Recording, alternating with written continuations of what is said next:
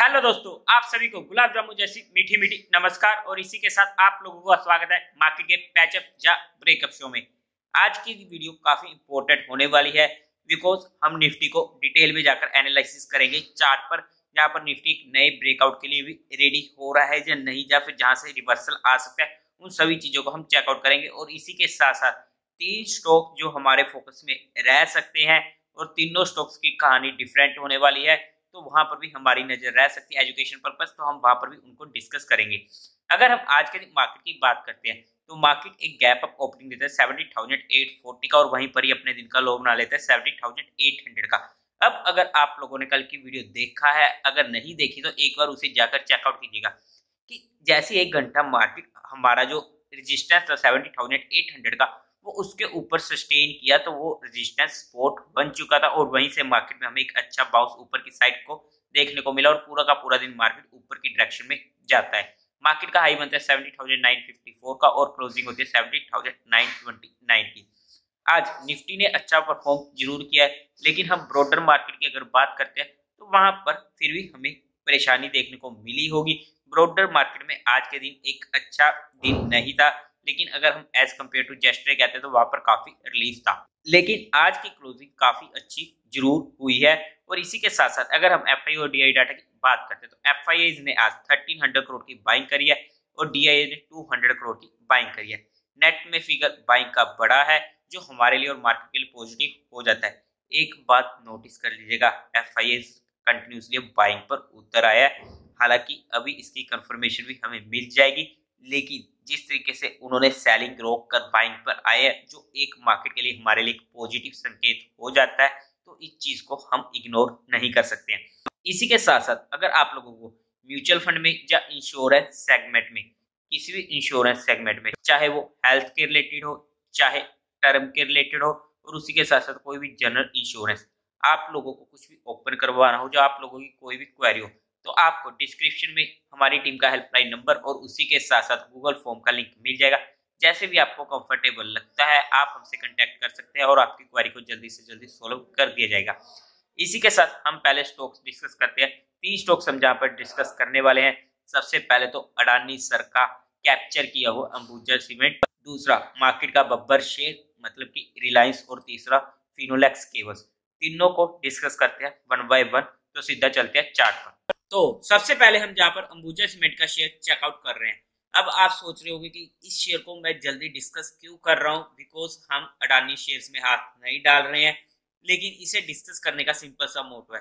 अगर आप लोगों ने देखा होगा कि जहां से जब ये न्यूज आई हिंडनबर्ग की, उसके बाद इसमें अच्छी गिरावट देखने को मिली, और जहां पर इसने सपोर्ट पकड़ी थी 320 के पास, और जहां से इसमें इमीडिएट हमें एक अच्छा मूवी देखने को मिला था।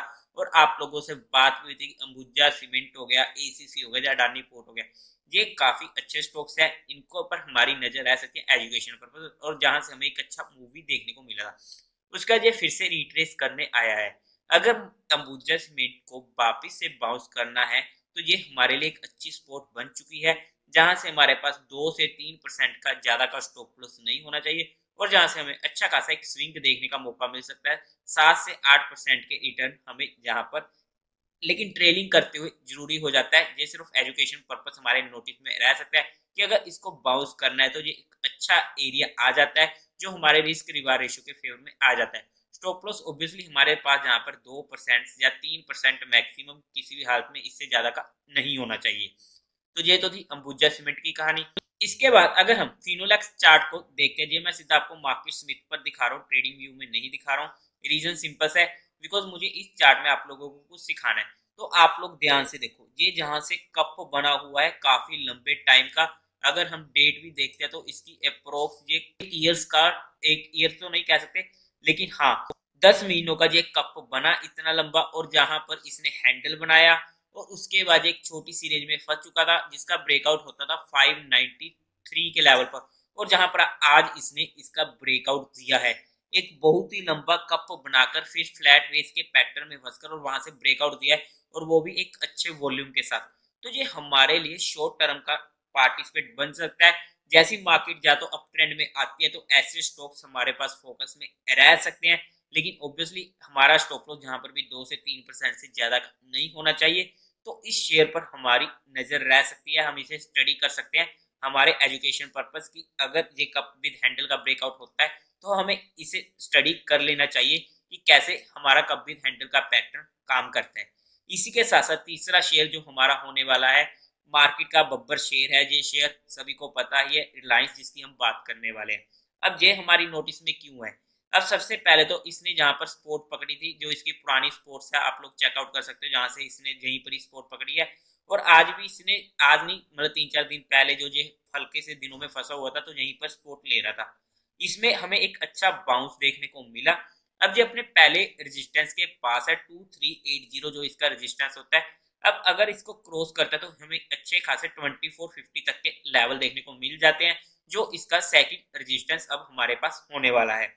अगर ये कहीं भी 2500 के लेवल को क्रॉस करता है, तब तो समझो कि मार्केट को ये अच्छे खासा लीड करने वाला है। इसके ऊपर तो हमें एक अच्छी मूव भी देखने को मिलेगी, बिकॉज सभी मूविंग एवरेज को ये क्रॉस कर जाएगा और इसमें अच्छी स्ट्रेंथ भी देखने को मिलेगी। अब इसके बाद जो ये रेंज आ जाएगी 24 से 500 से 2500 की, ये हमारे पास एक रेजिस्टेंस एरिया हो जाएगा, जहां से हमारे पास अगर मूव आता है तो एक बार 2450 तक का हमारे पास मूव आ सकता है, जिसे हम कैप्चर कर सकते हैं। लेकिन उसके लिए 2480 के लेवल को क्रॉस करना जरूरी है। स्टॉप लॉस ऑब्वियसली अगर हम इसे ट्रेडिंग पर्पस ले रहे हैं तो 1% से ज्यादा का नहीं होना चाहिए। स्विंग ट्रेडिंग के लिए या पोजिशनल के लिए हमारे पास 2500 के ऊपर ही नोटिस में आएगा। हमारे पास स्पोर्ट ये आती है तो इस रेंज पे तो ये हमारे पास रिस्क रिवार्ड रेशियो के फेवर में काफी अच्छा स्टॉक आ जाता है। तो आई होप कि आप लोगों को ये तीनों स्टॉक समझ में आ चुके होंगे। इन्हें अपने एजुकेशन पर्पस के लिए स्टडी जरूर कीजिएगा, इनसे आपको काफी कुछ सीखने को मिलेगा। आई होप कि आप लोगों को ये मजा आया होगा। लेकिन ये सिर्फ एजुकेशन, लर्निंग और केस स्टडी पर्सपेक्टिव मैंने आप लोगों के साथ डिस्कस किया, ये कोई भी इन्वेस्टमेंट की टिप नहीं है। अगर फिर भी आपको इन्वेस्टमेंट करनी हो तो एक बार अपने फाइनेंशियल एडवाइजर से पूछ कर ही काम कीजिएगा। और उसी के साथ साथ अगर हम कल के दिन मार्केट की बात करते हैं तो फिर से हम चलते हैं सीधा स्क्रीन पर, जहां पर डिटेल में डिस्कस करते हैं निफ्टी को, कि अब निफ्टी में नया रंग क्या आ सकता है, जब मार्केट उड़ने को तैयार है या फिर मार्केट फिर से पलटने के लिए तैयार है। तो चेकआउट करते हैं सीधा चार्ट पे जाके। अब अगर हम निफ्टी की बात करते हैं तो सबसे पहले हमारी जो बात होती है कि 17800 हमारे पास रेजिस्टेंस है। अब मार्केट इसके ऊपर 1 घंटा ठहरता है और हमें वहां से अच्छी मूव देखने को मिलती है। जो अपना रेजिस्टेंस था फिर उसी के पास ये घूम रहा था और जहां पर भी इसने अच्छा ऊपर की साइड सस्टेन किया और वहां से हमें 50 पॉइंट की मूव देखने को मिली। अब जो ये 70,900 का लेवल है ना, अब ये हमारे लिए सपोर्ट का काम करने वाला है इमीडिएट। और जहां से अगर हमें ब्रेकआउट देना है मार्केट को, अगर मार्केट ने ब्रेकआउट देना है तो जो ये लेवल है ये निकल के आता है 70,980 का। इसके ऊपर जहां हम 80,000 के ऊपर कह सकते हैं कि एक ब्रेकआउट के लिए मार्केट रेडी हो जाएगा। लेकिन हाँ, 18,070 का हमारे पास एक रेजिस्टेंस जरूर होने वाला है, वो भी मेजर रेजिस्टेंस मिलेगा ऑब्वियसली, बिकॉज वो हमारे पास 50 की मूविंग एवरेज है। अगर 18,100 के ऊपर मार्केट निकलता है फिर तो हमें एक अच्छे मजे भी दिला सकती है मार्केट, इस बात को हमें नोटिस में रखना पड़ेगा। और उस लेवल को आई थिंक ये एक फॉलो थ्रू डे के साथ ही निकालेगा, मतलब कि अगर फॉलो थ्रू डे हमको मिलता है तो मार्केट अप ट्रेंड में आ जाएगी और वहां पर तो हमारी क्वांटिटीज और हमारी पोजिशनल स्कोर्स भी स्टार्टिंग हो जाएगी और हमें मार्केट में एक अच्छी अपॉर्चुनिटी मिलने लगेगी। अब अगर हम स्पोर्ट की बात करते हैं तो 70,800 तो हमें इमीडिएट सपोर्ट मिलेगी ही मिलेगी। लेकिन ये सपोर्ट अच्छे से काम करेगी या नहीं करेगी ये मार्केट बताएगी। अदरवाइज इसके बाद अगर हमें मेजर सपोर्ट मिलेगी तो अगर हम चार्ट के बेस पे बात करते हैं तो ये हमारे पास सपोर्ट आ जाएगी 70,720-30 के पास की, जो हमारे पास एक इम्पोर्टेंट सपोर्ट का काम करेगी। लेकिन अगर हम कहीं पर भी काम कर रहे हैं तो हमारा स्टॉप लॉस 30 से 40 पॉइंट के ज्यादा का नहीं होना चाहिए किसी भी सिनेरियो में। मतलब कि अगर हमने जैसे कि मार्केट जहाँ पे सपोर्ट लेती है और वहां से बाउंस आने की कोशिश करती है और हमारी यहाँ पे कॉल में एंट्री होती है, तो जहां पर भी हमारा 30 से 40 पॉइंट से ज्यादा का स्टॉप लॉस नहीं होना चाहिए। और अगर उसी के साथ साथ अगर जैसे इस रेजिस्टेंस के ऊपर मार्केट, सॉरी इस सपोर्ट के ऊपर मार्केट निकलती है और ये हमारे पास में एक मेजर सपोर्ट है, तो अगर हमें जहाँ पर मौका मिलता है हमारी यहाँ पे कॉल में एंट्री, तो यहाँ पर भी हमारा 30 से 40 पॉइंट का स्टॉप लॉस नहीं होना चाहिए। अब 80,070 के पास अगर मार्केट हमें रिवर्सल के साइन शो करती है और वहां पर हमारी पुट में एंट्री होती है, तो वहां पर भी ऊपर की साइड से हमारे पास 30 से 40 पॉइंट से ज्यादा का स्टॉप लॉस नहीं होना चाहिए। क्योंकि स्टॉप लॉस अगर हम ऑप्शन बाइंग में काम कर रहे हैं या ऑप्शन सेलिंग में भी काम कर रहे हैं तो हमारे पास स्ट्रिक्ट स्टॉप लॉस होना जरूरी है।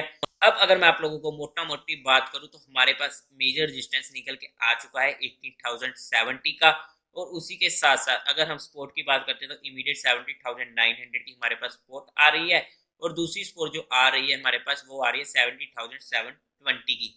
तो आई होप कि आप लोगों को ये चीजें क्लियर हो चुकी होंगी। लेकिन एक चीज को हमारा यहाँ पे ध्यान रह सकता है कि उधर से रिलायंस रेजिस्टेंस के पास पहुंचेगा, और इधर से अगर निफ्टी भी रेजिस्टेंस के पास पहुंचता है जो 80,070 का होने वाला है, और अगर रिलायंस उस रेजिस्टेंस को क्रॉस करता है तो निफ्टी इजीली हमारा इस रेजिस्टेंस को भी क्रॉस कर पाएगा। तो इन शॉर्ट अगर हम बात करें तो रिलायंस पर हमारी नजर रह सकती है।